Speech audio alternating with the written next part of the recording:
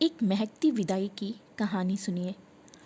अम्मा की नज़रों में शारीरिक सुंदरता का कोई मोल नहीं था, इसलिए उन्होंने अपने बेटे राम के लिए अंजना जैसी साधारण लड़की को चुना।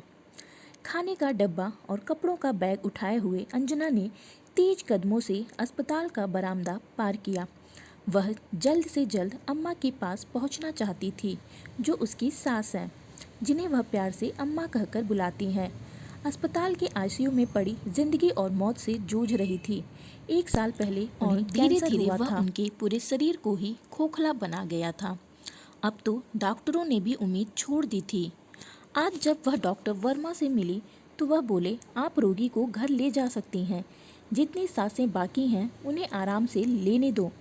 लेकिन पापा मानने को तैयार नहीं थे, जो कि उसके ससुर थे। वह बोले, डॉक्टर साहब आप इनका इलाज जारी रखें, शायद कोई चमत्कार हो ही जाए। डॉक्टर ने कहा, अब किसी चमत्कार की कोई आशा नहीं है। लाइफ सपोर्ट सिस्टम उतारते ही शायद उन्हें अपनी तकलीफ़ों से मुक्ति मिल जाए। पिछले 2 माह में अम्मा का अस्पताल का यह चौथा चक्कर था। हर बार उन्हें आईसीयू में भर्ती किया जाता और 3-4 दिन बाद डॉक्टर उन्हें घर लौटा देते। अम्मा की फिर से घर लौटने की व्यवस्था की गई, लेकिन इस बार रास्ते में ही अम्मा के प्राण पखेरु अलविदा कह गए। घर आने पर अम्मा के शव की अंतिम यात्रा की तैयारी शुरू हुई। वह सुहागन थी, इसलिए उनके शव को दुल्हन की तरह सजाया गया। अंजना ने अम्मा के खूबसूरत चेहरे का इतना श्रृंगार किया कि सब देखते ही रह गए। अंजना जानती थी कि अम्मा को सजना संवरना कितना अच्छा लगता था। वह अपने रूप के प्रति हमेशा ही सजग रही थी। बीमारी की अवस्था में भी उन्हें अपने चेहरे की बहुत चिंता रहती थी। उस दिन तो हद ही हो गई जब अम्मा को 4 दिन तक अस्पताल में रहना पड़ा था। कैंसर ब्रेन तक पहुंच चुका था, इसलिए वह ठीक से बोल भी नहीं पाती थी। अंजना जब उनके कमरे में पहुंची तो नर्स ने मुस्कुरा कर कहा, दीदी आपकी अम्मा मुझसे कह रही थी कि मैं पार्लर वाली लड़की को बुला कर लाऊं। पहले तो मुझे समझ में नहीं आया, फिर उन्होंने लिख कर बताया तो मुझे समझ में आया। आंटी मरने वाली हैं, फिर भी पार्लर वाली को बुलाना चाहती हैं। नर्स कमरे में चली गई तो अंजना ने पूछा, अम्मा क्या चाहिए? अम्मा ने इशारे से बताया कि थ्रेडिंग करवानी है। जब से उनकी कीमोथेरेपी हुई थी, उनके सिर के बाल तो खत्म हो गए थे, पर दाढ़ी मूंछ उगनी शुरू हो गई थी। घर में थी तो वह अंजना से प्लकिंग करवाती रहती थी, पर अस्पताल जाकर उन्होंने महसूस किया कि 4-5 बाल चेहरे पर उग आए हैं, इसलिए वह पार्लर वाली लड़की को बुलाना चाहती थी। अम्मा की तीव्र इच्छा को देखकर अंजना ने ही थोड़ी उनकी थ्रेडिंग कर दी। फिर एक संतोष की आभा उनके चेहरे पर फैल गई थी और थक कर वह सो गई थी। नर्स जब दोबारा आई तो उसने अम्मा का चेहरा देखा और मुस्कुरा दी। उसने पहले तो अम्मा को गौर से देखा, फिर एक भरपूर नज़र अंजना पर भी डाली और बोली, दीदी आपकी क्या लव मैरिज हुई थी? नहीं, ऐसा नहीं हो सकता। नर्स बोली, अम्मा तो इतनी गोरी और सुंदर हैं, फिर आप जैसे साउथ इंडियन लगने वाली लड़की को उन्होंने कैसे अपनी बहू बनाया? ऐसे प्रश्न का सामना अंजना अब तक हजारों बार कर चुकी थी। सास बहू की जोड़ी को एक साथ जिस किसी ने देखा उसने यही प्रश्न किया कि क्या उसका प्रेम विवाह था। यह तो आज तक अंजना भी नहीं जान पाई थी कि अम्मा ने उसे अपने बेटे राम के लिए कैसे पसंद कर लिया था। जितना दमकता हुआ रूप अम्मा का था, वैसे ही राम का भी था, यानी राम अम्मा का प्रतिमूर्ति ही था।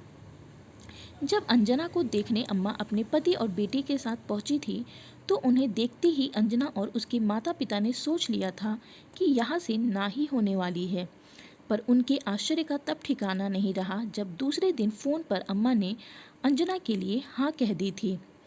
अम्मा कुंडली के मिलान पर भरोसा रखती थी और परिवार के ज्योतिषी ने अम्मा को इतना भरोसा दिला दिया था कि अंजना के साथ राम की कुंडली मिल रही है। लड़की परिवार के लिए शुभ है। अंजना कुंडली में विश्वास नहीं रखती थी। हाँ, कर्तव्य पालन की भावना उसके मन में कूट कूट कर भरी थी, इसलिए वह अम्मा के लिए उनकी बेटी भी थी, बहू भी थी और सहेली भी। सच है कि दोनों ही एक दूसरे की पूरक बन गई थी। उनके मधुर संबंधों के कारण परिवार में हमेशा ही खुशहाली रही। अम्मा के रूप को देखकर अंजना के मन में कभी भी ईर्ष्या उत्पन्न नहीं हुई थी। कहीं पार्टी में जाना होता तो अम्मा अंजना की सलाह से ही तैयार होती और अंजना को भी उनको सजाने में बड़ा आनंद आता था। अंजना खुद भी बहुत अच्छी तरह से तैयार होती थी। उसकी सजावट में सादगी का समावेश होता था। अंजना की सरलता, सौम्यता और आत्मविश्वास से भरा व्यवहार जल्द ही सबको अपनी ओर खींच लेता था। घर में भी अंजना ने अपनी सेवा से अम्मा को वशीभूत कर रखा था। जब जब अम्मा को कोई भी कष्ट हुआ, तब तब अंजना ने तन मन से उनकी सेवा की। 10 साल पहले जब अम्मा का पाँव टूट गया था और वह घर में कैदी बन गई थी, ऐसे में अंजना 3 सप्ताह तक जैसे अम्मा की परछाई ही बन गई थी। उन्हीं दिनों अम्मा एक दिन भावुक हो गई और उनकी आंखों में अंजना ने पहली बार आंसू देखे थे। उनको दुखी देखकर अंजना ने पूछा था, अम्मा क्या बात है, क्या मुझसे कोई गलती हो गई है? और अम्मा ने कहा, नहीं नहीं, तेरी जैसी लड़की से कोई गलती हो ही नहीं सकती है। मैं तो अपने बीते दिनों को याद करके रो रही हूँ। और अंजना ने पूछा, अम्मा जितने सुंदर आपके पति हैं उतना ही सुंदर और आज्ञाकारी आपका बेटा भी है। घर में कोई आर्थिक तंगी भी नहीं है, फिर आपके जीवन में दुख कैसे आया? अंजना, दूर दूर के धूल सुहाने लगते हैं, यह कहावत तो तुमने भी सुनी होगी। मेरी ओर देखकर सभी सोचते हैं कि मैं सबसे सुखी औरत हूँ। मेरे पास सब कुछ है, शोहरत है, पैसा है और एक भरा पूरा परिवार भी है। अम्मा साफ साफ बताओ ना, क्या बात है? आज तेरे सामने ही मैंने अपना दिल खोला है, इस राज को राज ही बना रहने देना। हाँ हाँ अम्मा, आप बताओ तो, यह राज मेरे दिल में दफन हो जाएगा। जानना चाहती हो तो सुनो। राम के पापा की बहुत सारी महिला दोस्त हैं, जिन पर वे तन और धन दोनों से ही न्यौछावर रहते हैं। आप जैसी सुंदर पत्नी के होते हुए भी? अंजू हैरान से बोली। हाँ, मेरा रूप भी उसी आवारा इंसान को बांध नहीं पाया, यह मेरी तकदीर है। आपको कैसे पता लगा अम्मा? खुद उन्होंने ही बताया। शादी के 2 साल बाद जब वो एक रात बहुत देर से घर लौटे तो पूछने पर बोले, राम की माँ, औरतें मेरी कमज़ोरी हैं, पर तुम्हें कभी कोई कमी नहीं आएगी। लड़ने झगड़ने या धमकियाँ देने के बदले यदि तुम इस सच को स्वीकार कर लोगी तो इसी में हम दोनों की भलाई है। और जल्द ही यह सच्चाई मुझे समझ में आ गई। मैंने अपने इस दुख को कभी दुनिया के सामने जाहिर नहीं किया, आज पहली बार तुमको बता रही हूँ।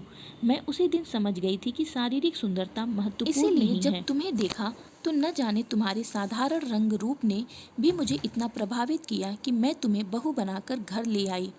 राम भी इस सच को शायद जानता है, इसलिए उसने भी तुम्हें स्वीकार कर लिया।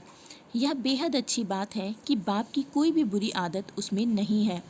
अम्मा की आप बीती सुनकर अंजू यानी कि अंजना इस घर की बहू बनने का रहस्य समझ में उसे आ गया था।